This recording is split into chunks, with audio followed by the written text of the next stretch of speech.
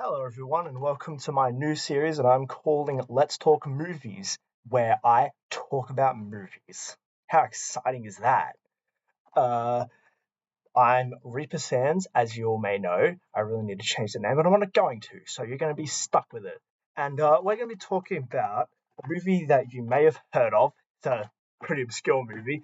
The original King Kong, uh, made by Robert Armstrong and Fay Ray, and more notably worked on by Willis O'Brien, who did the special effects for, the one and only. So I watched King Kong today. I got this from the library so if you can't tell, I got this from the library because they offer movies at my library. And um, yeah, I've heard a lot about this movie. You've probably all heard of it by now. King Kong is a fairly popular name, and yeah. So I watched this movie today, and it was pretty good, honestly. Like, not a life-changing experience, but it's not a movie that I wouldn't say is horrible, especially for a movie as old as King Kong, so they're 100 years old. Um, I thought the characters, like, well, at least some of them, I thought some of the characters were pretty good, especially like the main character John. Uh, and honestly, I honestly thought the story wasn't too bad. Honestly, like especially like everything about this movie in particular, given its age, you can definitely tell when it was made. Like not just because it was black and white, but honestly, it ages better than most movies that were made back then, aside from one particular character, a Chinese character who is not depicted very favorably. But hey, there's worse depictions out there, so yeah. Anyways, uh, I thought the characters were alright, I guess. Like, there weren't anything like too super memorable like other movies, like The Thing with all of its immensely just amazing and memorable characters. But I'll get to that movie later down the line.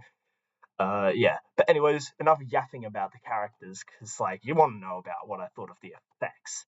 And honestly, for by today's standards, like really all movies with stop motion aren't that good. But 1933, honestly, this would have been pretty good. So I think they have a certain charm to them. And yeah, honestly, like especially some of the scenes, like even though this movie's like compared to that, it's just like, like I like some of the scenes like generally had me like sort of on the edge of my seat or like awestruck by how the effects looked. And some scenes I will admit I even got a little scared, like not like whoa, like not horror movie scared, but just like scared, like, oh man, imagine if that was real.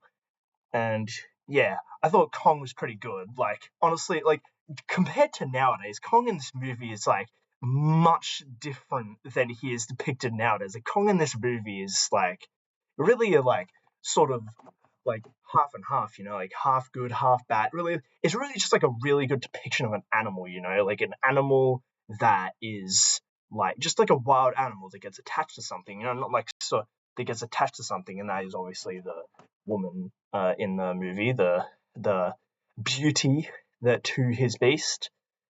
And yeah, I think that Kong in this movie, um, I don't really know how to describe it, but like there's something about this Kong in particular that feels different from especially modern day versions of the character. Like even like more traditional, like Peter Jackson's Kong, which is pretty much just like a extended modern day version of the movie, which given this movie's like only 100 minutes compared to that movie's 3 hour length, I don't know how they did it. But I don't know how they managed to extend it that far. But like honestly, Kong in this movie has a certain like feel to him. Like especially with me, I'm not sure about any other people that have watched this movie, but especially with me, there's like a sort of like on a sort of like you don't really hate him, like he doesn't really do anything like super bad, like unless you count like him like trying to get busy with a woman. But like aside from that, you don't really hate him because like at the end of the day, he's just an animal. And um yeah, and like like at the end of the movie, you sort of feel sorry for him, and I think that's his whole like purpose, and like really Kong in this like aside from the part where he rampages and probably kill like he felt like well especially the part where he grabs a woman and just drops her like nothing, which that was a bit like kind of a shocker, especially in 1933 where they didn't where didn't ladies show anything, but yeah. I thought this movie was pretty good, especially for a movie as old as it is.